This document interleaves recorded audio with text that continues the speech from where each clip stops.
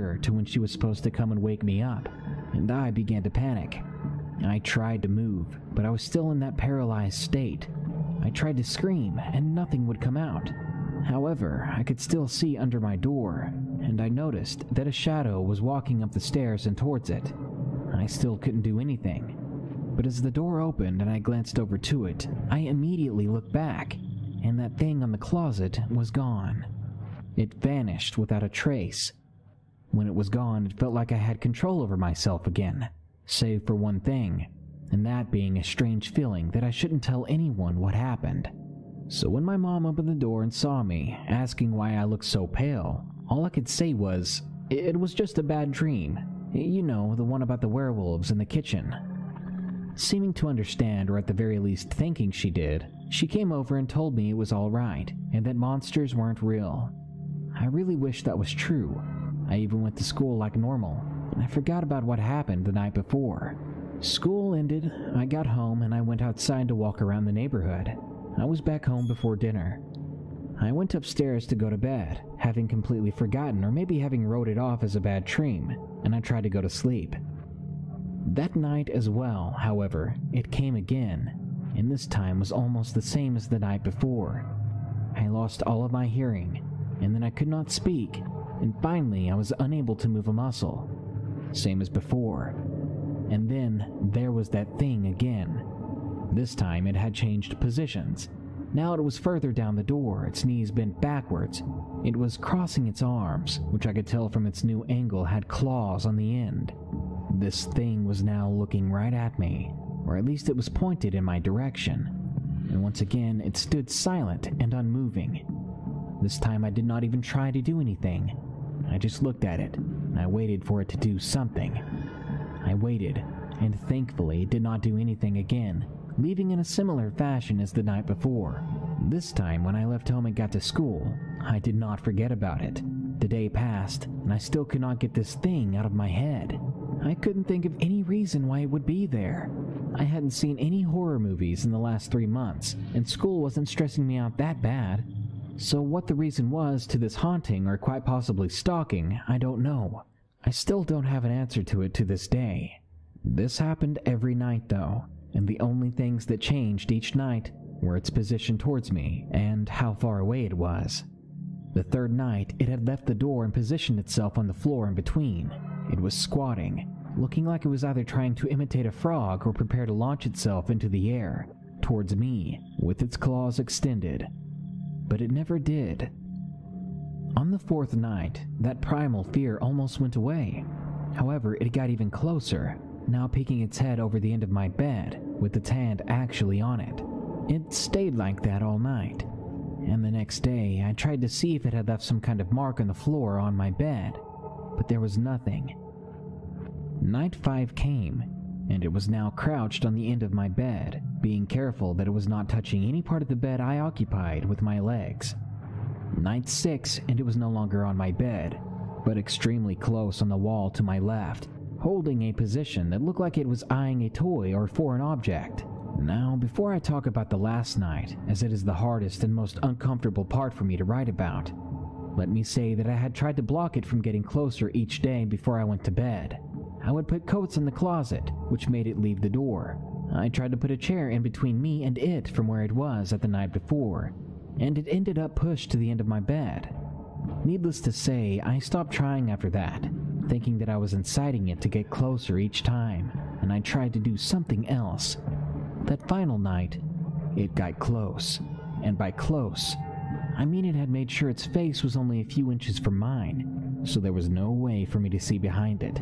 It used its arm and a leg on the wall to hold itself up, while the other arm was on the wall behind me, and the other leg was bent and holding onto the right side of my bed. Not only did this thing position itself around me in a way that resembled a spider surrounding a fly in its web, there was also something else that was different. That night, I had control over myself. I could feel that I could move if I wanted to, or make a noise if I tried. I could even hear the TV downstairs still playing and my mom talking to my stepdad. However, even with this revelation, I made no attempt to do anything. As I looked at this thing up close, I could tell that it did actually have a face. However, the mouth, eyes, and what I think was a nose were all located behind its skin. That's also when I noticed that it was smiling with jagged and sharp teeth at me. I felt that it knew I could move. It almost seemed like it was daring me to try. I didn't take up this bet, and I just waited like I usually did, now with the fresh wave of primal fear I had felt for the first 2 nights. It had no smell, and I half thought that this thing was made for the sole purpose of getting into a house and leaving no trace behind. As it continued to smile and make no movement or noise, I lost track of how many hours had gone by since I went to bed. At some point I realized that, once again, my mom was coming up the stairs to wake me up. But when I noticed this, it did too. Its smile got wider, and it was the only movement this thing had ever made so far. As the sound of footsteps got closer, I saw it disappear and then reappear right before my eyes, going from being point blank on top of me to being right on top of where the door my mom was opening. She opened it, and this time that thing did not leave. It made one final movement, a quick and yet slow motion of its clawed hand to its mouth. It looked like it was telling me, stay quiet, before it left from my sight. After it left, I didn't say a word about it for months, almost a year. I finally told my mother what had happened, and all she said to me was, "Don't worry, nothing in this house will ever hurt you." This should seem like a normal response for a mother to make, but I could have sworn that I saw her go a little pale after I told her. As a result, I wondered for the longest time. I wondered if she meant that there was nothing in the house that could hurt me or want to, or if she meant that even if there was something there, something she knew was there, that it still wouldn't hurt me, even though it very well could. After all of these years, I still don't know what that thing was. I've been told by some that it was just my mind going into overdrive because of stress, but even my mind could never create something as horrific as that.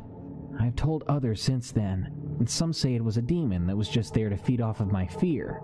I have researched what it could be, and the closest things I've found that remotely resemble it would either be a skinwalker or maybe a wendigo. However, those still do not make sense, since those don't have their faces behind their skin. So, to this day, I still wonder what it was, and why it decided to stay around for so long and just do nothing. Was it a demon? Was it a creature from a horror story? Or just a figment of my imagination? One day I hope to find the answer to this, but I have a feeling it won't be for a long time.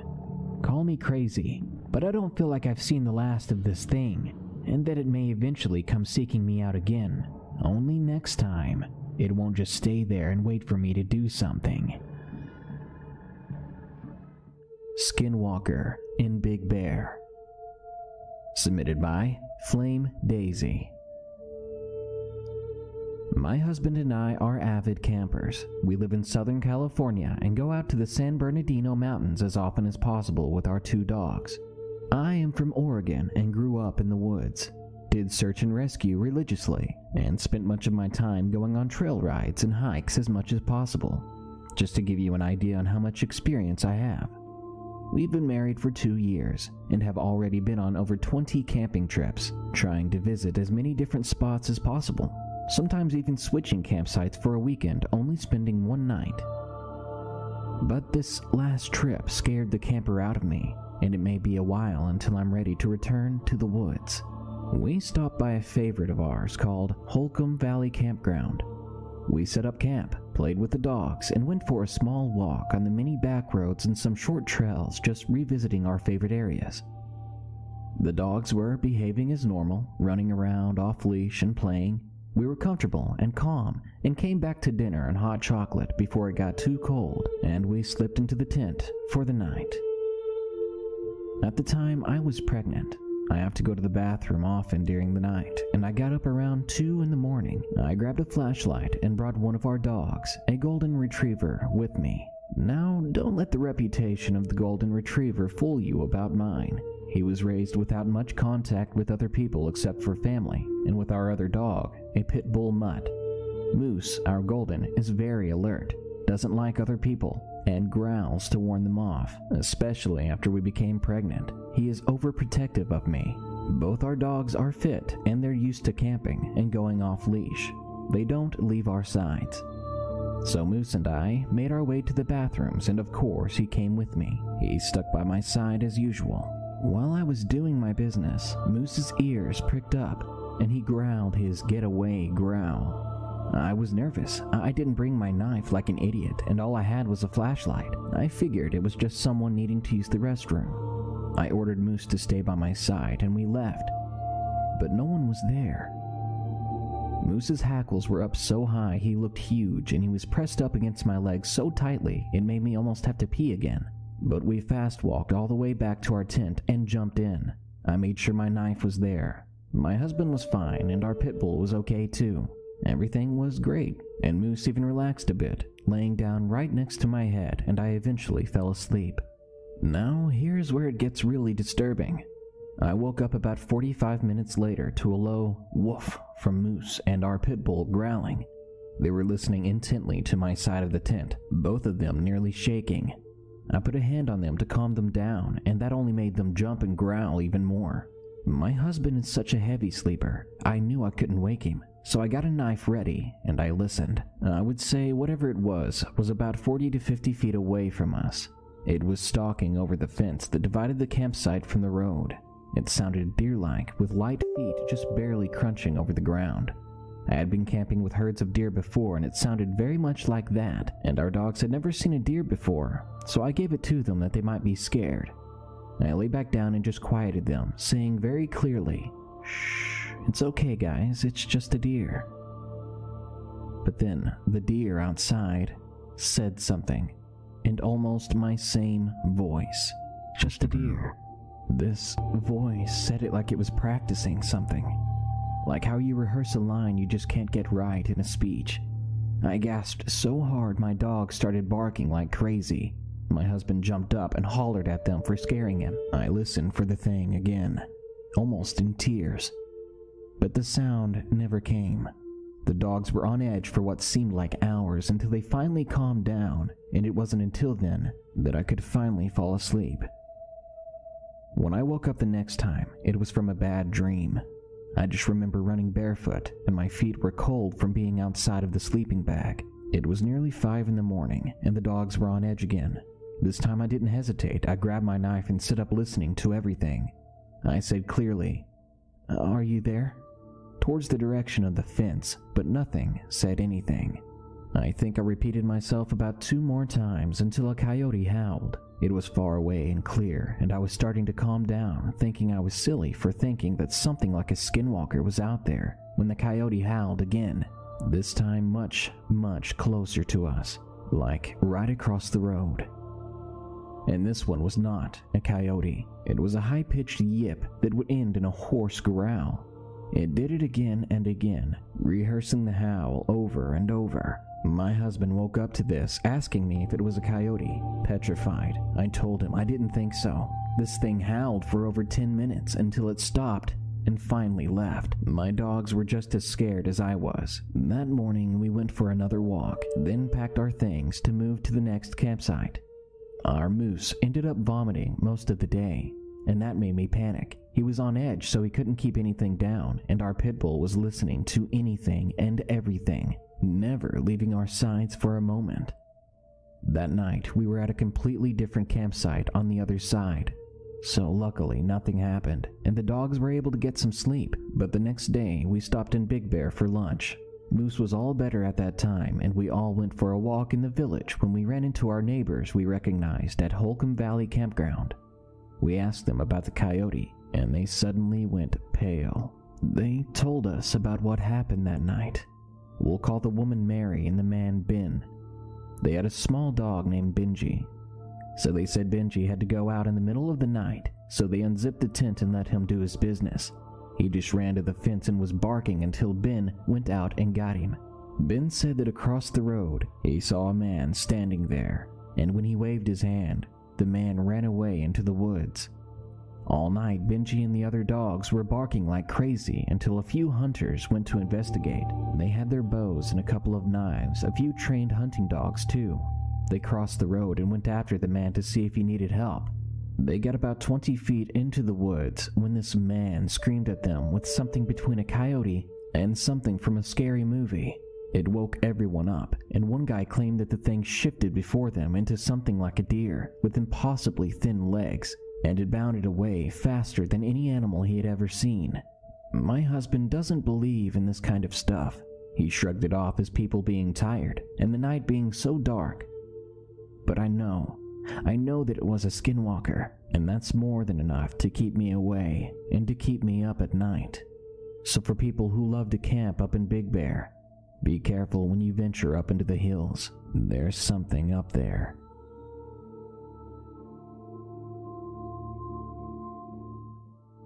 Whatever it was, it followed me. Submitted by Nodo Bird. It was a summer just a few years ago. I slept in a bunk bed with my brothers in the room that we shared. I woke up one night from the top bunk. Like I said, it was summer, and it tends to get stuffy at night, so the window was open. I could hear a very slow, raspy breathing and the sound of the screen from the window being scratched. I quietly rolled over onto my stomach and looked over to the side of the bed down at the window. It looked like a man, but its features were just wrong. It was as pale as the moon and bone thin. It had long arms, and it had a hand with long fingers scratching at the screen of the window. Its eyes gave off a soft glow, and they sort of lit up the room a little bit. It was just looking around the room from behind the window. It wasn't even trying to get in. It was just examining the room. From what I could tell, it hadn't spotted me yet, and I couldn't get out of bed without it seeing me. So I just crawled to the other side of the bed, the side by the door, and I lay silently, terrified until morning. It left after about an hour, judging by the digital clock on top of the TV. The next morning, I went outside and studied the window. Whatever had been there had to have been at least 7 feet tall, because the window was about 5 feet off the ground and this thing was hunched over. A few weeks go by, and I go on a camping trip. My brothers were in Boy Scouts, and I was allowed to go on the camping trips with them, which I loved because I've always loved the forest. It was in this enormous forest in the middle of nowhere. The property belongs to someone from Scouts, and there's nobody else for miles. Everything goes fine. It was a fun day of fishing and hiking and s'mores. Everyone's about to get in their tents for the night. Then everyone is silenced by an echoing, blood-curdling scream. It was definitely, absolutely not a fox, and there haven't been any mountain lions in the entire state for centuries, so it couldn't have been one of those either. Somehow, and I don't know how, everyone was able to get some sleep after that. I convinced myself to get into the big family tent, and soon, feeling safe and warm, I'm out cold. I woke up to the sound of the tent fabric being scratched at.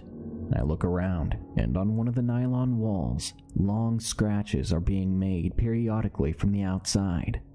I turn on the lantern hanging from the ceiling, and it stops. I can see its silhouette. It's the same thing from only weeks before. Large, tall, bone-thin with long arms and legs. It creeps away. It begins to do the same thing to the other tents around the campsite. I wait for it to finally leave, and I turn off the lantern, staring and in shock. I was somehow able to fall asleep. My dad's really into paranormal stuff, but I honestly don't know how he'd take all this. I haven't told it much, and every person who cared to listen just didn't take it seriously. I haven't seen it since, thank God, but whatever it was had followed me from my house in the suburbs to the forest out of town. I've always slept on the other side of the bed since then, away from my window. After doing some research, I think this mostly matches the creatures known as skinwalkers or maybe a wendigo. Thing in the Forest. Submitted by Cole. Okay, so for privacy reasons, I will not be using my real name. In the story, my name is Cole. I was in middle school and 14 when this happened. In California, we tend to go out hunting, or if you can't, then you play hide and seek and other games like manhunt and stuff. My friends and I were playing hide and seek. Their names are Zach, Jordan, Amelia, and Joe. Zach was it. We all charged away from our houses and into the woods. Joe and I hid in trees and not far apart, maybe a few trees away. It was getting dark when we started, so it was probably 9:45. Also, the seeker had a flashlight. Joe and I were waiting to get caught and were whispering to each other when out of nowhere, heavy crunching of leaves came from the left. There was no light and we thought it might be Jordan, but we didn't call his name in case it was an animal. The crunching was about 20 feet away, then it stopped. I heard a very quiet scraping noise, then the scraping started again, even closer, like it had come 10 feet closer in 5 seconds without making any noise at all. Joe and I heard a tree branch snap and looked where it might have come from. This thing was in a tree in the middle between me and Joe. It was very long and had some hair on its arms and legs, and no hair anywhere else, and had sharp, stubby-like claws for climbing. It had ripped up the branch it was on. This thing was looking at me now. I was scared out of my mind. It made a roar or a hiss, and in a fraction of a second, it was on the second tree closer to me. I jumped down and screamed with all my might. "Get away! Joe, run!" The creature was now in the tree that I was in merely seconds before. Joe heard me and jumped out of his tree, and we ran so fast that we were in my house in a snap. We heard loud, ripping noises coming from the woods. We took my dad's flashlight that can light up a distance of 50 feet and shined it at the tree. The tree was torn apart. Then we heard insanely deafening steps. We shined it in the forest again, and it was making its way toward us. It was over 9 feet tall, with black eyes and huge hands. We flew inside, locked all the windows and doors, and called our parents and the police. Jordan, Amelia, and Zach ran inside when they heard us screaming. I don't know what I saw that cold day, and I'm glad I made it out alive at all.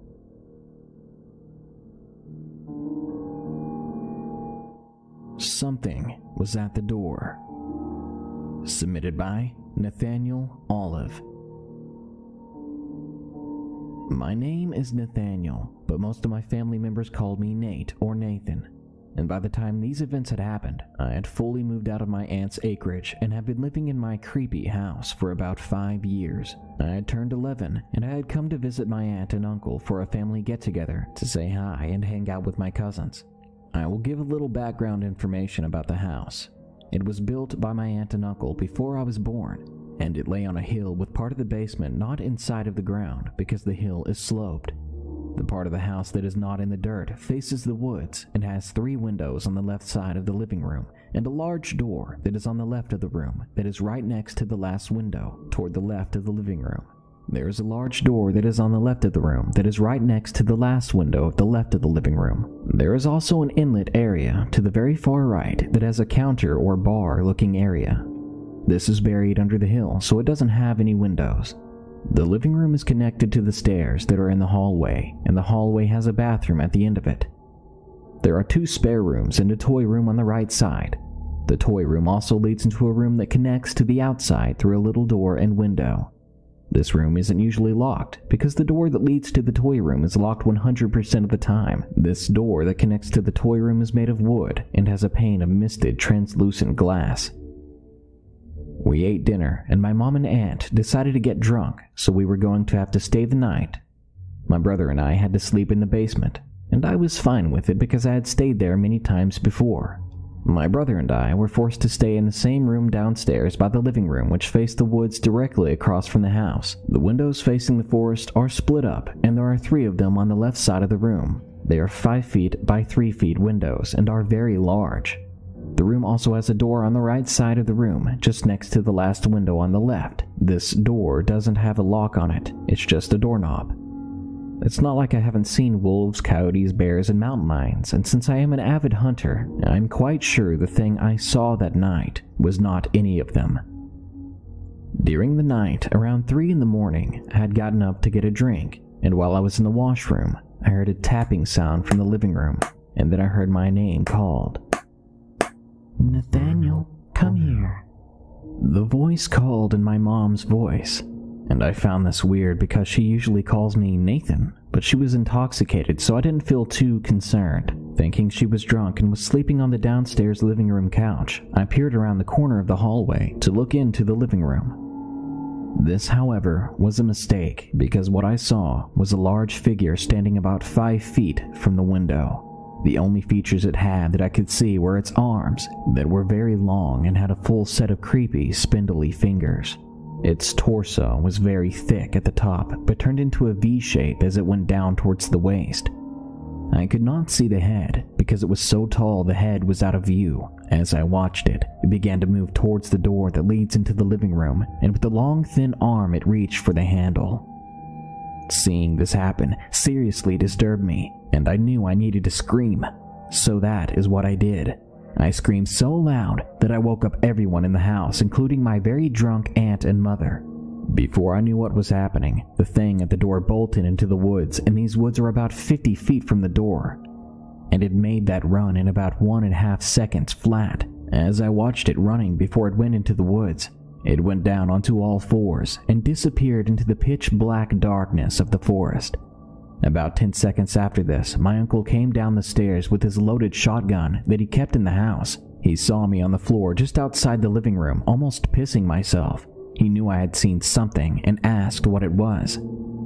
I told him, but he just shrugged it off because he thought I had seen a wolf or coyote outside the door. The worst part was, when I went up to the door and looked at the knob, I realized it hadn't been locked. I'm 18 now, and I have not stayed at this house until recently, about 2 months ago. This time I stayed the night because my uncle and I were going out the next day on a week-long camping trip to go hunting and fishing. I again had to stay in that basement in the guest room next to the living room. I didn't really feel unsafe that night until I was awakened by a noise in the toy room across from my room. A tapping noise, and then a voice that sounded like my uncle's, but strangely weird. "Nathaniel, come here and give me a hand." By this time, I was seriously freaked out, and I looked outside my room into the toy room. Inside that room, I could see the door that connects to the next room, and through the glass, I could see the figure. The same figure I had seen so many years ago, standing there and tapping on the pane of the glass. I went up to the hallway connecting door and slammed it shut, and collapsed against it, beginning to cry. My aunt and uncle heard the door slam and ran downstairs to see me crying. They asked what happened, and they asked me a very creepy question. Did you see the thing? This thing that's been bothering us for years? I looked up at them, and I could see the fear in their eyes. I nodded, and they sat next to me and gave me a hug. The next morning, my uncle and I headed out, and we went on our trip. Before going, we looked in the room I saw the figure in that night, and on the other side of the pane of glass, there was a chip that wasn't there the day before. Apparently, after I had seen this thing 7 years earlier, it had begun to torment my cousins by tapping on their windows and calling in their mom and dad's voices, calling their names and asking to be let in. This thing, whatever it is, it still comes almost every month to ask my cousins to be let in using their parents' voices. I wish it was a bear. Submitted by Hunting Love. This story, though it might come across as cliché, is very, very true, as both I and those involved swear by it. I will also be changing the names of the people involved, including my own. Having said that, let's continue. So we've all heard the stories about the neighborhood Wendigo, Skinwalker, or Dogman, or whatever you want to call it. Boy in a house out in the country at night, you know the drill. That's why I was rather reprehensive towards the idea that my father, who was divorced by my mother a good 4 years ago, would be moving in with a girl named Janet. She lived just outside a small town called Winthrop in Washington State, which has a measly population of 420. Her home was situated on a hill on a large and rather secluded property that featured access to a creek and train track by trail. She had a front yard that was damn near an acre with a thin line of trees around the edge. The rest of it was a clearing that would allow her 2 dogs, Rusty and Ranger, to graze during the day. At night, though, the field would become so dark that I couldn't see past the midpoint in perfect conditions. On one end of the field was a small dirt road in which people like me and my father could access the property from the highway. On the opposite end, closer to the forest, was Janet's home. If one were to look over the field from Janet's porch, there was a fire pit to the right and a small garage to the left. My father had custody over me every other weekend, and lo and behold, I'd always be at Janet's home. Both Janet and my father smoked, and I'd sit with them during their nighttime cigarettes, with my back to the field and them sitting facing each other and parallel to the house. We'd just chat for sometimes hours on end. One night specifically, in the middle of the summer, we were chatting along until my father stopped abruptly.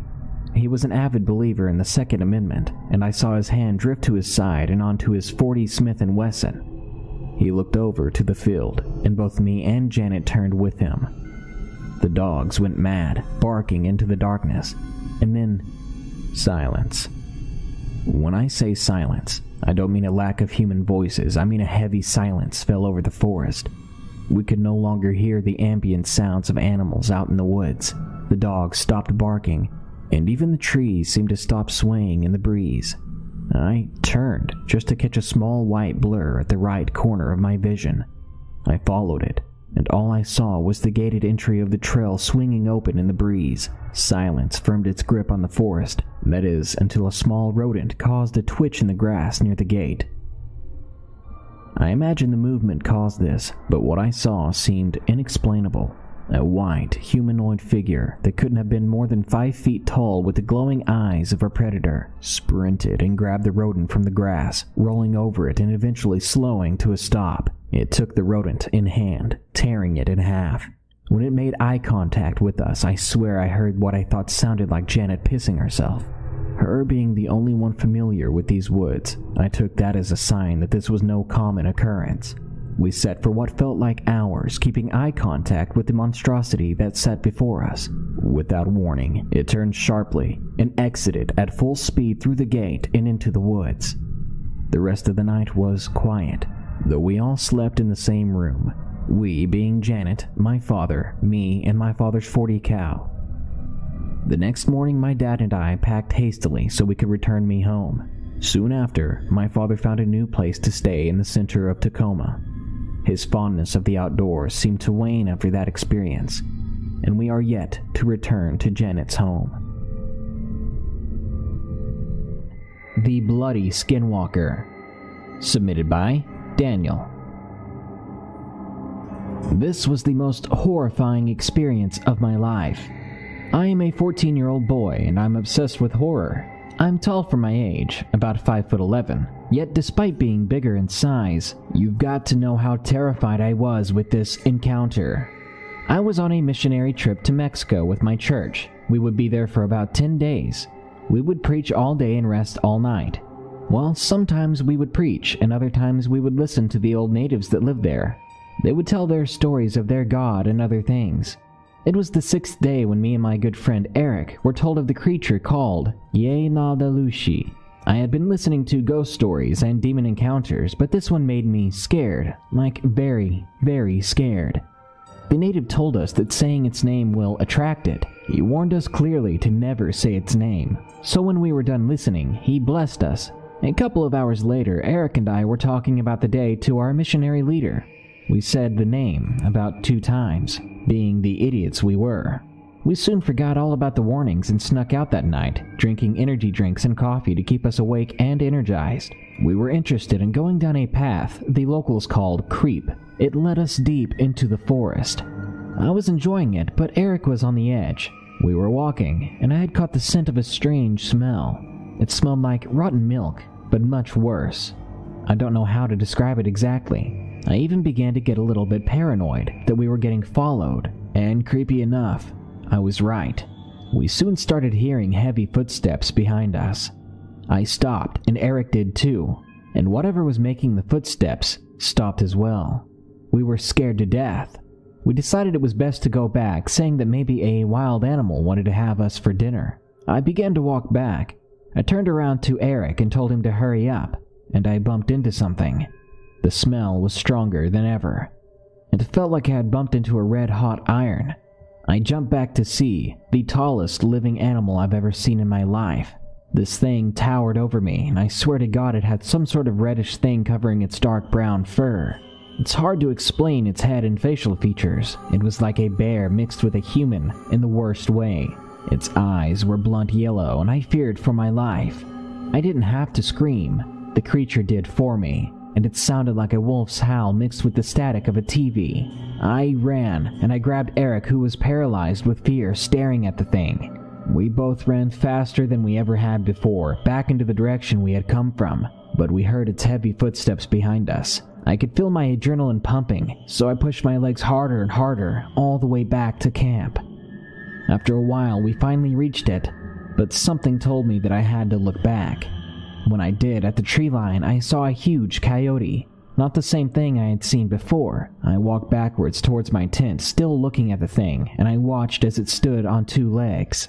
Then I heard the disgusting sound of bones cracking, and one moment it was a coyote, and the next it looked like a jaguar, enormous in size.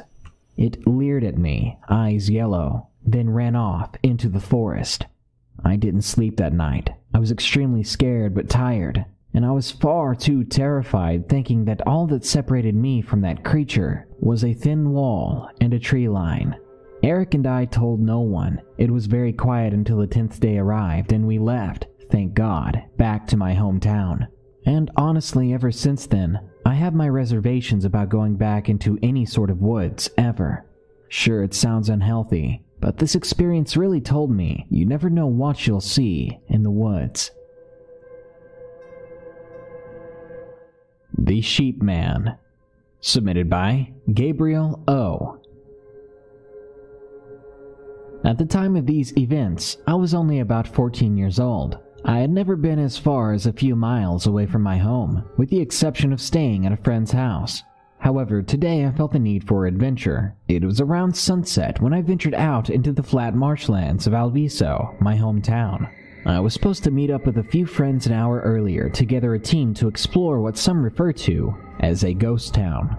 Keep in mind that up to that point in my life, I was never too superstitious and into paranormal things. They only seemed like things for TV screens. Anyway, my friends never showed up, so I was left to venture on by myself and my small dog Zero. I packed a backpack full of water, a sandwich, some dog treats, and of course a flashlight and pocket knife I had taken from my grandfather's garage. After walking about a mile from my house into the marina, Zero and I began on the trail that supposedly led to where the ghost town was supposed to be. In my head, I was a bit doubtful, wondering if this supposed ghost town was just a hoax or a local myth. Fast forward a few miles down the road, and I noticed that it's quiet. Dead quiet. There were no crickets or birds, just a small breeze brushing over the tall grass and water beside me. The trail was lit by moonlight and my flashlight. It was so dark. The trail was a levee, with water and marsh on the other side of me as far as the eye could see. I saw a broken bridge in the distance, and I began to get a little more hesitant. I started thinking, what if it breaks while I'm on it? What if the ghost town really was real? And what if I'm never seen again? I look down to see Zero wagging his tail at me, and this calms me a bit. We make our way to the bridge. We cross it safely and walk a few hundred more yards before my heart skips a beat. In the distance is the silhouette of a few small houses that looked demolished. In order to get to the houses, there is another newer bridge that is there only for the Caltrain to pass on. The bridge is pretty big, so I'd have to jog across to ensure that I don't get hit by the oncoming train. As I start walking, both me and Zero get a bit weirded out by the place, and I have a super strange feeling in my gut telling me to get out of there. I ignore it and I push on. I finally reach the other side and the houses are in sight. All of them are in ruins, wrecked from the flood that overtook Alviso some time back. This was all that was left of what was once known as the town of Drawbridge. I make my way over to the houses, and though it sounds impossible, things got more silent than they were before. Whatever breeze there was now gone, and the crickets and birds were beyond absent. I could actually hear my heartbeat. I shine the flashlight in front of me and make my way into one of the houses. It's really creepy, with "Welcome to Drawbridge" graffiti on the wall. All is normal until I see frantically painted words on the wall that say, "Home of the Sheep Man." I get weirded out, and I'm about to leave when another bunch of words catches my attention. I shine the light on them and my heart drops. "Don't let Mr. Salim follow you home." And that was all I needed. I was ready to get out of there. Just then, Zero began to bark. Not just a regular I saw a squirrel kind of bark. I'm talking a defensive, ready-to-attack bark. I pull him back from whatever he's barking at, and I tell him to quiet down. Probably just a rabbit. He's pulling harder than I ever thought a small dog could. He's barking toward the back door, which has an open view of the marshland and tall grass behind the house. And that's when I see it. Standing no more than a few hundred feet away is a naked sheep. But it's large, far too big. I back up slowly and step on a broken piece of wood. The noise catches its attention more than Zero's barking. As soon as it sees me, it stands on hind legs in a very humanoid way. I could make out from the distance that this thing was tall, taller than me. It's just standing there looking at me. Zero barks again with a bit of a whimper. This thing lets out the most bone-chilling screech you could ever imagine. You could compare it to the cross between a child and the tires of a car stopping abruptly. Its mouth opens slowly, and out comes my voice, my own freaking voice. But the tone of it just seems off, like it was being said through an old radio or something. It says, "Come here, Zero. Come play with me." Then it starts to walk toward us. Its stride is robotic, but at the same time it sways back and forth like a drunk man. It's getting closer to us at an alarming rate. I grab Zero and I bolted out of there. I don't look back, and I could swear I could feel something ice cold touch my neck. I started to smell rotting flesh, and I swear I was about to puke while running. My adrenaline is the only thing that kept me moving. I got to the broken bridge, and I tossed Zero to the other side. I jumped onto the bridge and it snapped underneath me. I could still walk on it though, so I hurried across. At this point, I realized that I had dropped my flashlight while running away. I look back. Big mistake. It's standing there on top of the house I was just in. Just standing. Even though it's crazy dark, I could feel its eyes looking back at me. I keep running with Zero all the way home. By the time I reach my house, it's already almost 3 in the morning. I told my mom that I was going to a friend's house, so she didn't bother knowing where I was. I got inside and put Zero back in the backyard where he stays. I crawl into bed and I leave the TV on that night. It takes a while to go to sleep, but I was finally able to, only to wake up to Zero growling again. But I'm too tired at this point to be alarmed. I wake up the next morning thinking it was a bad dream, until I see the scratches on the back of my neck. I told my friends the story, and we all agreed that if we ever go again, well, if they actually go with me next time, we must go during the day and we have to stay together. Ever since then, I always sleep with my windows closed and lights on, in fear that one day I'll see that thing again. I still check the backyard before I sleep. I don't know what this thing was.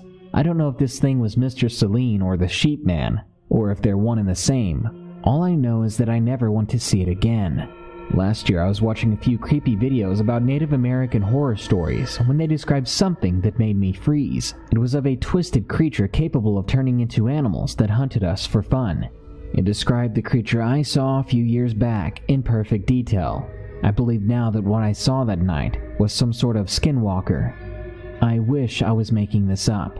I just wanted to share my story so that people may think twice before going out there by themselves, especially at night. Encounter with a Skinwalker. Submitted by Anonymous. This event happened about 4 years ago. It was a summer night. My friends, let's call them Daniel and Andrew, and I were playing a game of Nerf War out of my 5.5 acres. I was hiding in the forest that my family owned, holding my Nerf swords in my hands, and a one-shot pistol in my back pocket. I heard Daniel start up his automatic Nerf gun nearby me. I crouched behind my tree, leaning in to try to see him. I hear movement closer to me now, yet the movement was from behind me, while the sound of the powered Nerf gun was in front of me. I thought I was cornered, so I spun around. There was no one there. I jumped out, signaling Daniel to go silent.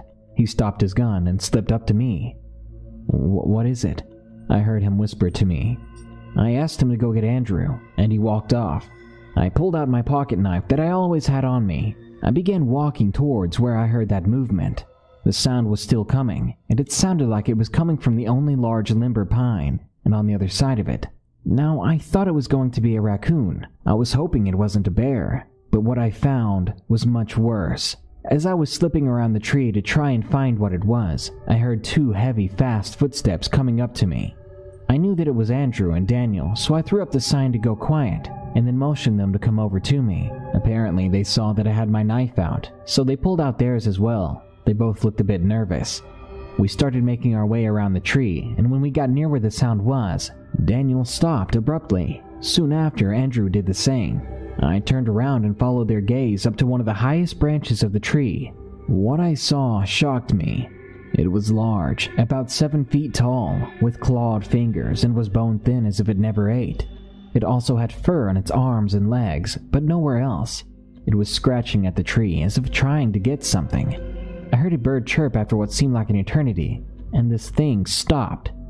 Then it turned around to where the bird chirped, and I saw it open its mouth and heard it mimic the cry. It was off, almost as if the sound was cried from one end of a tunnel, and I was hearing it from the other side. I heard a gasp, and too late, I realized that I was the one that gasped. The thing shut its mouth, and it starts to look around, trying to pinpoint where the sound came from. The 3 of us threw ourselves against the bottom of the tree, trying to hide from it. I dropped my knife on the ground, but I didn't care at the moment. I could hear the creature starting to move down the tree, and I heard it hit the tree on the other side of where we were. I was too scared to try anything, and my friends were petrified as well. I heard the thing breathe, and then, "Where are you?" I heard a distorted voice from the other side of the tree, but I could make it out to be my own. I did not want to move. I was looking for a way out of there, but what would the thing do if we made a break for it? My eyes fell on my knife, out in the open directly in front of me. I knew there was absolutely no way I could try my luck on stabbing this thing, especially with how long its arms were and how fast it moved. I heard it moving around the tree, and I decided, if I died, at least my friends had a chance. I lunged at my knife, turned around from the tree, only to face myself. I screamed, almost by instinct, and I lunged forward with the knife. I missed. The thing was fast. It stumbled backwards, made the most blood-curdling scream, and dashed off into the woods. I stood there in silence, dazed by the shout that I even survived this, and saw my friends get up holding their knives. We gathered our stuff and went home, and I told my parents what had happened. My dad went back and checked out the property, but of course, to no avail. I haven't seen the thing since, but it seemed to be something right from a nightmare. Skinwalker stalks me at night. I have lived in New Mexico inside the Navajo reservation since I was born. I am 17 now. Since I was a young boy, my grandmother, who worked as a cashier in her own shop, which sold old Navajo relics, would tell me of skinwalkers. She never said anything bad about them. She told me of how her aunt was one, and how she would always see an odd-looking deer looking at her through her bedroom window at midnight when she was a young girl. She said its eyes were pure black, and it wouldn't move. She once tried to wave at it, and when she did, she said it rose up on its hind legs and walked towards my window.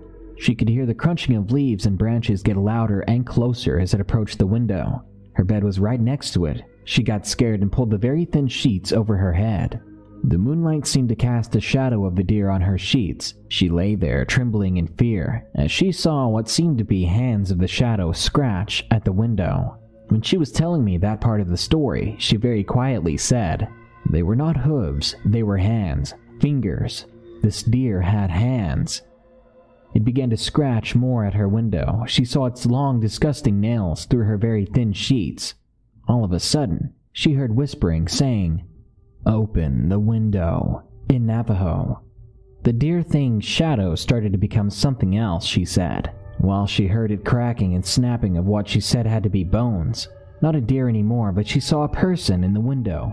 She peeked through her sheets in an instant, and said she saw a very ugly old lady staring at her with the same eyes the deer had, pure black. She said it reminded her of death. She didn't move an inch until finally this old lady trotted back into the forest. And that deer never came back, but my grandma said there was always a deer that would follow her home from school, right to the edge of the tree line. So this is where my story begins. I was that stupid little boy that would always go outside and be up to no good. I would climb trees, throw rocks in the river. I wouldn't go inside until my grandma made me. I would always run through the forest in my backyard by myself. I would see the occasional deer, so I would run at it to spook it off. Until one day, I saw a deer. It was a large deer with a shaggy-looking hide. It hadn't seen me, so I sneakily came up behind it. I was only a few feet away when it suddenly turned its head to me. It had pure black eyes, dead eyes. We stared at each other for what seemed like hours in my head. It then stood up on its hind legs and ran off into the thick forest, faster than I've ever seen a deer run. The disturbing part was the ear-splitting screech it sent out as it galloped into the forest. I quickly ran home. I didn't want to go into the forest anymore. I lived in a house that was held up, which meant it had a crawl space. Small animals like possums like to hide there sometimes, so I would never go down there. One night, when I was on my bed doing my homework, I heard a scratching on the floor of my room, coming from that crawl space. This had never happened before. This scratching came from the floor beneath my bed. I, the stupid kid I was, got a broomstick and smacked the wooden floor 3 times as hard as I could. Suddenly, the scratching stopped. For a couple of seconds, I sighed in relief before I heard 3 slow thuds beneath my bed. Whatever it was making the scratching noises copied me. It then began pounding on the floor. I felt my bed shake very slightly with each coming thud. I stopped moving. The fear hit me all at once, and I lay there on my bed sobbing until it stopped. A couple of moments later, after it stopped, I saw through a crack in the shutters of my window a disheveled-looking man crawl out from under my house and run off into the tree line. Every night after that, I hear whispers coming from under my floorboards, faint scratching and pounding, and I see the same shifty coyote hiding in the darkness of my crawl space. I see those same eyes and the same eerie orange glow. I am scared for my life. Skinwalker in Rockingham. Submitted by Lean and Meme. Before this experience, I have never believed in the paranormal, but this event still baffles me, and it makes me realize that we're not the only things in this world that can cause others to feel pain or fear. This took place on a nice November night in 2015. We were home alone. My house is your average 2-story home, with me and my brother Jeff's bedrooms on the 2nd floor of the house. I know it's not haunted, but that doesn't make this experience any less terrifying. My name is Mia, and I was 12 when this occurred. I have long blonde hair that goes down past my shoulders to my chest, and I have blue eyes. On this night I was wearing a tank top and short shorts. I was home alone with Jeff, who looks like a rugby player, but he takes medicine because of his ADHD, and he can get aggressive if he forgets to take it. He was 13 at the time. I had 2 of my friends sleeping over with me. I will call them Josie, who's 12, and Gwen, who's also 12. It was about 8:30 at night. I was making popcorn to watch a movie while my friends were in my bedroom waiting for me to start the movie.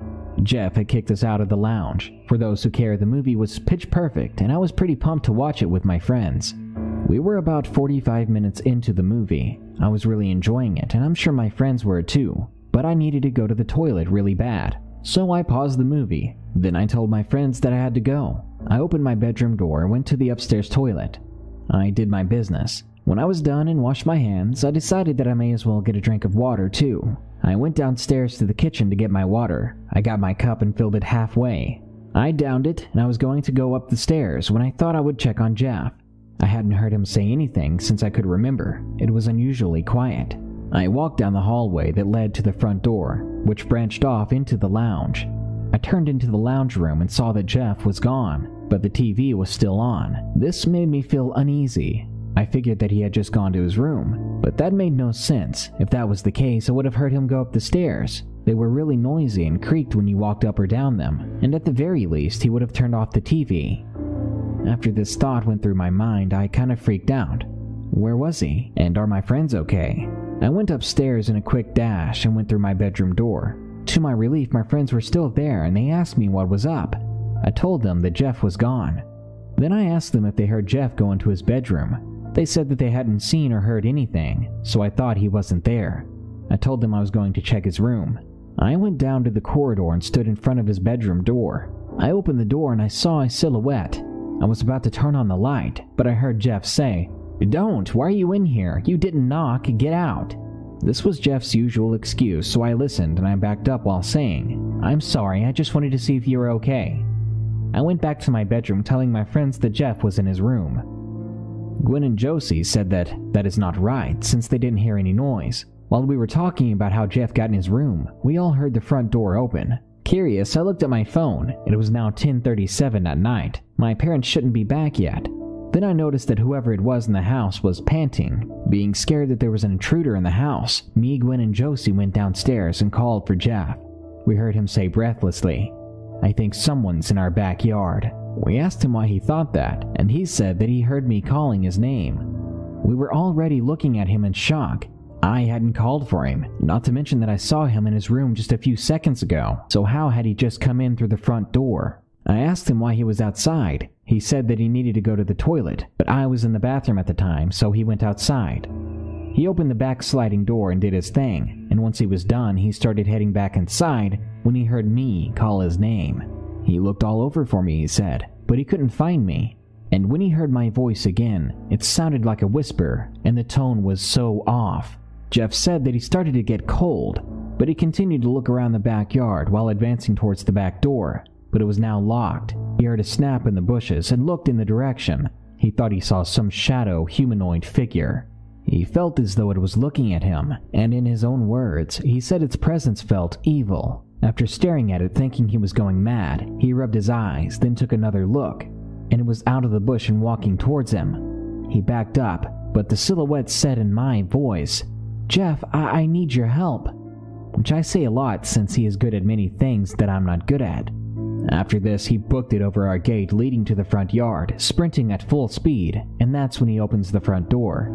We asked what to do, but Jeff wanted to check his room to see if anything was in there. First, he grabbed his baseball bat from the lounge. Then we all marched up the stairs together like a scared riot, and we opened Jeff's door. We turned on the light and saw nothing, except that his bedroom window was open. At this, we were all terrified, including Jeff. It appeared to be closed when I was in there about 7 minutes ago, talking to the fake Jeff. So even if I did imagine Jeff talking to me, it does not explain how the window suddenly opened. We called our parents, and they didn't believe us, so they didn't come home any earlier, despite how afraid we all were. Nothing else happened that night. But this experience had me thinking, was it a skinwalker? I always loved the stories and creepypastas of unexplainable creatures, but honestly, I always doubted the paranormal existed until this event.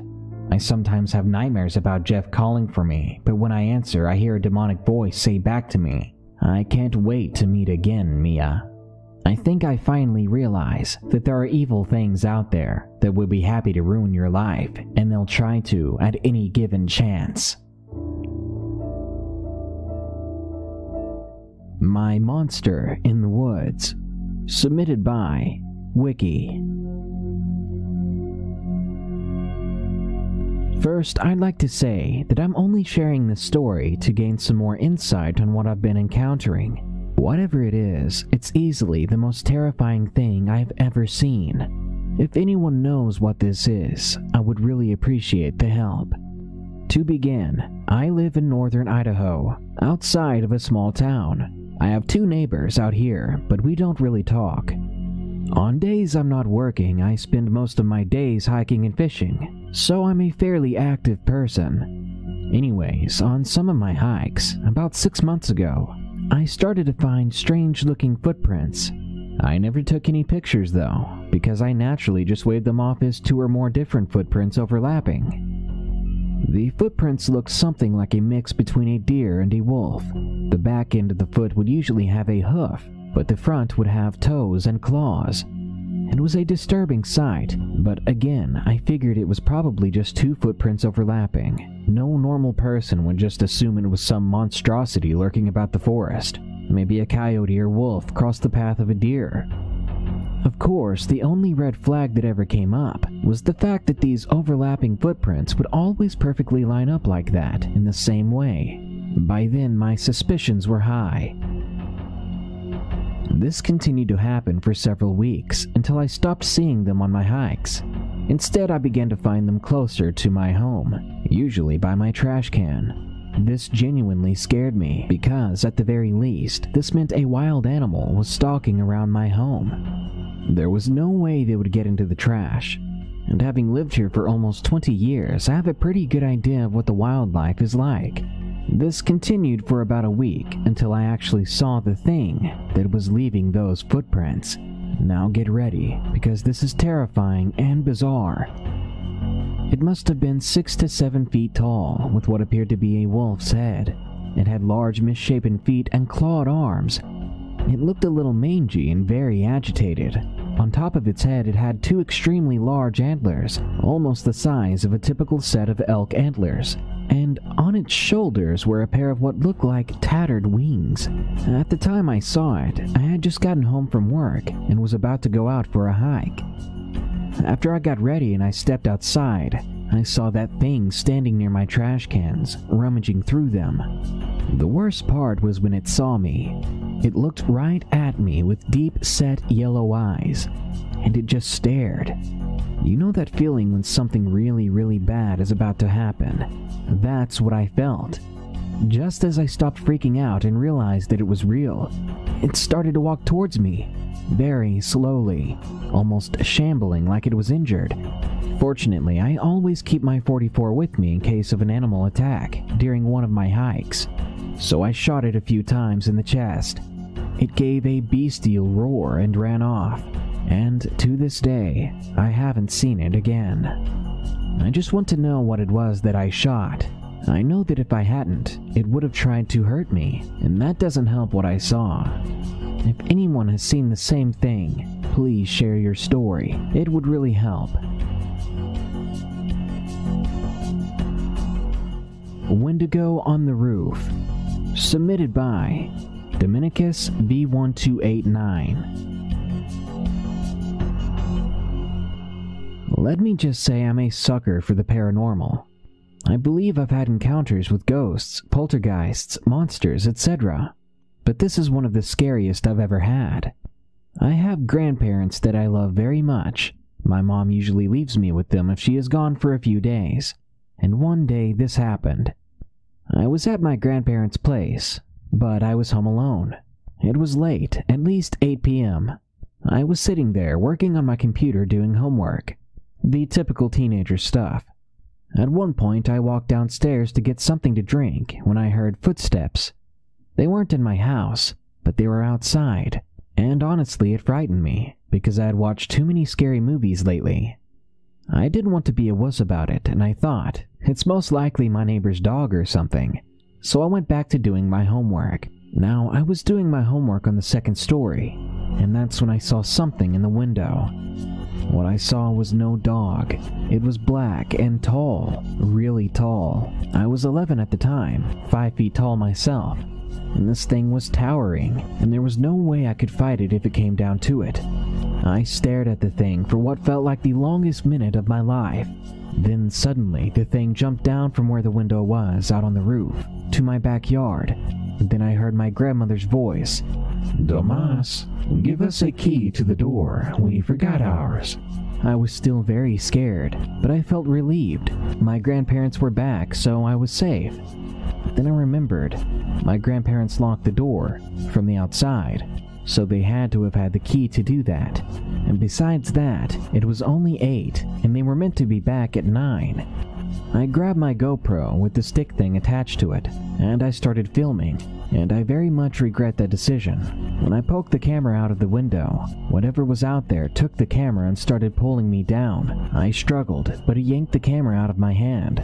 Then I heard that thing outside stomp off into the woods, out of the yard. I thank God that I survived. I wanted to call the police, but I don't think they would believe me. But when my grandparents got home and I told them what happened, they actually believed me. And not too long after, for one reason or the other, they soon moved out. As far as I know now, that place is still abandoned. And honestly, sometimes I miss it. I drop by there every so often, but I always bring protection. Filled Stalker. Submitted by Daniel. What happened that day will haunt me until the day I die. For some background info, I'm a skilled marksman. I've won a lot of shooting competitions. I'm 27 years old, and I'm not your everyday night owl. Sometimes I find myself staying awake for 3 days at a time. I live in Fairbanks, Alaska, and hunting is my way of life. Wolves, bears, deer, you name it. 2 months back, a wealthier guy who owns a private lot of land hired me to guard his land sometimes. He knew of my experience hunting and shooting, but the salary is more than what I deserve. But I took the job anyway, and because of that, I was able to buy a bunch of new gear. I bought an M21 rifle with a bipod and a military-grade scope, a 1911 .45 handgun, some night vision goggles, a couple boxes of 7.62 and 45 ammos, and a flashlight. Anyway, this property I sometimes guard is surrounded by fences. I feel so isolated as I rarely see people when I'm on duty. I sleep in a small outpost. Beside the outpost is a watchtower where I spent my time every night. It was the 5th of March when this happened. It was just another night in the office, at least that's what I thought. Around 1 in the morning, I was at the tower just chilling when I heard a strange noise that echoed throughout the field. I'm not gonna lie, it caught me off guard, so much so that I almost fell off of my chair. What the heck was that? I whispered to myself. I quickly grabbed my rifle and I searched for where the noise came from. It took me a moment to find where the noise was coming from, but when I finally found it, my God. About 50 yards away, a freaking humanoid-shaped thing was crawling on all 4 limbs and had gray skin and red eyes. I could see its mouth opened, jaw unhinged, rotting jagged teeth. I had no earthly idea what I was looking at. Just seeing this thing scared the living hell out of me, and I thought it couldn't get worse, but I was wrong. The thing was crawling towards my direction, and my brain couldn't comprehend what I was looking at. It then suddenly stopped dead in its tracks. It raised its head, and I could see it sniffing the air. It then went back to crawling. It was too late before I realized my mistake. Just below the tower was the garbage can, and earlier I had forgotten to close it. It must have been the garbage smell attracting the thing. A minute passed, and the thing was only 5 meters below me. I didn't dare to move or make a sound. My blood was running cold. I was frozen like a statue. About 2 minutes passed before it lost interest. It crawled back into the darkness, but I stood still for 4 more hours just to be safe. I waited for daylight, and the moment the sun rose, I didn't waste any time. I immediately jumped down off of the tower, not giving a darn if I broke my leg. As soon as my feet landed, I ran as fast as I possibly could to my car, and I got out of there. Later that day, I called my boss, the owner of the land, and I told him what I saw. What was even more weird was the fact that he didn't act surprised, as if he knew something that I didn't. The sight of that thing haunts me still. After a few days of not showing up due to sleepless nights, I just decided to quit the job. I went back to get my things, and what happened made my insomnia worse. Some nights when I'm alone, I swear that something is watching me. Deer Watching Me. Submitted by T.N. Tom. This is one of the most unnerving things that has ever happened to me. Let me start off by saying that I work security on a facility in southern Tennessee. I can't go into much more detail than that because of what is produced. It's nothing radioactive, but it's dangerous. Needless to say, the place is heavily monitored. Every night for an hour, I go patrol the area, and then I report back to the office, and normally I go home. Well, that night we had trespassers caught on camera, and I was sent out to investigate. By the time I had gotten there, they had already left, and I was ordered back via radio to check out a nearby area that was normally abandoned. As I drove by, I saw a fat baby deer alone in the middle of the field that was next to the road. I didn't think much of it, because it was very common to see deer out there. I made a U-turn and I reported back to my office. They told me to go back to that area and close an area gate, because another person patrolling had forgotten to. Now, this gate was near the field where I saw the deer before, but it was also where the field met the outlying forest. I drove over, got out of my car, and instantly felt eyes on me. I tried to ignore the feeling. I was at the edge of the camera range, so I assumed it was from that. As I closed the gate, I looked up. Standing on 2 feet with one hoof at its side, almost like a human arm, was that thing that I thought was a deer. It was peeking up from behind a tree, standing straight up as if it were bipedal. Once I fully realized what I was looking at, I ran and jumped back into my car, threw the thing into reverse, and drove backwards to the main road before rushing home. I don't think I can trust deer anymore, not after seeing whatever that thing was. Nahuales. Submitted by Mr. Balderas. This is a story I was told by my grandmother before she began to lose her memory due to old age. The story begins in San Luis Potosí, Mexico. My grandma during the time was only 19 years old, though now she's in her late 80s. In the town she lived, her dad was an important man, and her family was very wealthy, allowing her to live a privileged life. My grandma was aware of this, and she at times would feel guilty and bad, seeing how good she had it, and how many Indian tribes there were living in poor conditions or starving. So often she would go to bring food to the Amerindian kids. From an early age, my grandmother was very interested in the occult, as well as the brujeria, witchcraft, that the Indian tribes practice, though much of it was kept in secret, due to the strict racial division in the Catholic Church. So when she heard about a group of kids at one of the Indians' villages being Nahuales, or skinwalkers, she became overly excited and had to go see them. Apparently, these kids would transform into animals, or into weird animal-human hybrids for food or cash. When my grandmother did arrive with food and gifts, she asked the children, "Haz la zarrita," or do the little fox. Hearing her request and seeing that she had gifts, 3 of the 5 kids before her eyes transformed into foxes, while the other 2 transformed into lanky humanoid figures with foxes' heads. As a little girl, she found this to be cute and adorable, so she made it a habit to come and visit them often. She then found out there was many other Nahuales living in the village, some even in her own town. Some weren't full native, but mestizos like her. She then found out some people were born Nahuales, while others learned how to do it through a process of animal blood and rolling in dead people's ashes.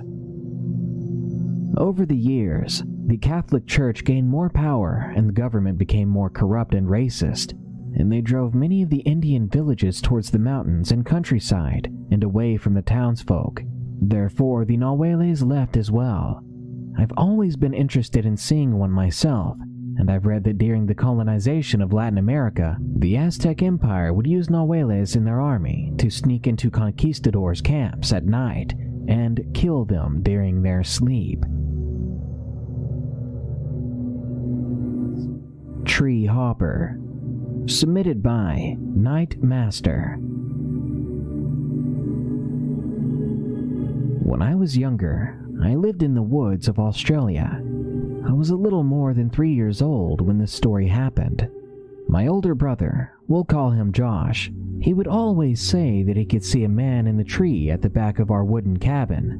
We had a big backyard, and it was surrounded by lots of big pine trees. He said there was a man. He would just sit at the back in one of the big trees, and my brother would always go and talk to him. No one else could see him, though. The next day, my brother said he had hopped trees, and he got closer to our house. It was 1 tree a day. My mom was a very superstitious person. She believed in spirits, ghosts, and demons. She always said that this man would never hurt us, and I guess to some extent she was right. I never liked him. I got a very strange feeling about this man, and even to this day, I still get shivers thinking of him. One night, one of my mom's friends who she had been fighting with lately called her up in a panic. She exclaimed that she had a dream, and she said to not let us boys go down near the creek alone, the one that we lived next to. She said that in this dream, some man pushed my brother into the water and began to drown him. My mom believed her and said that we shouldn't talk to this man ever again. Not too long after, my brother told me that it was making the man very angry, that he had said he would make us sorry for her actions. Later that week, we had run out of firewood, so my dad, brother, and I went down to get some. My dad started cutting some wood, and the only spot that had good firewood we could actually use since it had been raining was close to the creek. He said that he would watch out for my brother, making sure he'd never lose him out of sight, and paid very close attention to him. When he was cutting the wood, I suddenly heard a strange noise coming down by the water. I had the urge to walk over there, as any innocent 3-year-old would do. I was walking down to the creek, and I was near my dad, but as he was busy and trying to focus on my brother, he had no idea that I had walked off. I got to the edge and was standing there when I felt something sharp like claws push me close to the edge, and the ground broke. I fell into the water. My dad was keeping such close attention to my brother to make sure that he didn't fall in, but it ended up being me who fell in. My dad luckily heard me go in, and he rushed over, jumping in the water. He quickly pulled me out of the freezing water. It would have been 24 degrees in there. My dad grabbed my brother and me, and we ran back home. I thankfully wasn't hurt too much, just a few scratches. We shortly moved after that, due to other supernatural experiences in the house. Not to mention it was nearing bushfire season, and the fire was expected to pass around our home. But with the massive pine trees nearby, we just couldn't take that risk. Ever since then, we have never seen that man again.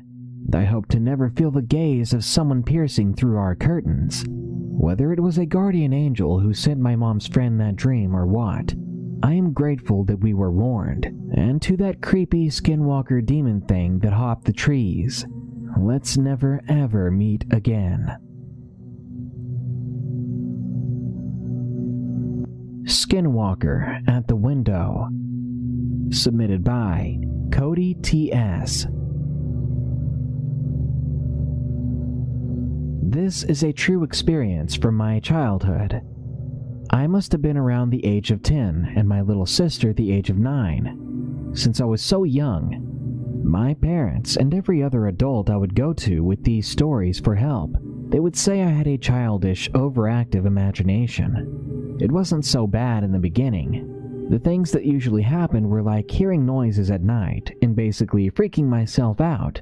But I didn't want to sound so afraid, so I didn't tell anyone. No, I didn't ask for any adult's help until my little sister started seeing things that I couldn't. She would say that these black figures would come to her window at night. They would be screaming at her to let them inside, whispering amongst themselves something that she could not understand. She would come to me and tell me her friends wanted to stay, and that I should not lock the windows at night or they would be very, very mad. Obviously, I didn't listen. I kept all the windows and doors locked in this little house in the woods. Hearing that from my sister did nothing but creep me out. Years passed with my sister saying she saw these black figures, and I would laugh and make fun of her, something I did to hide my own fear. All until the point I had my first encounter with them. I wasn't so sure what to call this tall, black, disfigured thing, but who could ever forget the glowing, frosty white eyes of this creature? And my sister began to open her window at night. The sliding of the glass panel would wake me up, and after a while of arguing to no avail, I just left it alone. But the next morning, I would wake up to my sister asking me why her friends were standing over me, about how soft and delicious my skin looked to them. Shortly after that, I started locking my door, and I would not come out of my room until it was daytime. This shortly changed after I heard scratching on the old wooden door leading to my room. I could hear voices telling me bad things. "Unlock the door. Let us in. We won't bite very hard," they would say. But after that, my sister started unlocking the doors again after I locked them. And then things got worse. She started to wander outside to the old trail in the woods. One night I followed her while she was sleepwalking. At least that's what I thought she was doing. Until one day when I followed her, she stopped. We were in the middle of the woods, and she pointed up at a tall black figure. It had white, glowing eyes. On all fours, this thing was chewing on something. My sister screamed, and the thing rose up to a tall, slender being on 2 feet. Without hesitation, I grabbed my sister's arm, and we ran back into the house, locking every door and every window when we were inside. Eventually, after 2 long years of being in fear, we started to block out these sightings and tried to live normal lives. And we haven't seen these creatures ever since.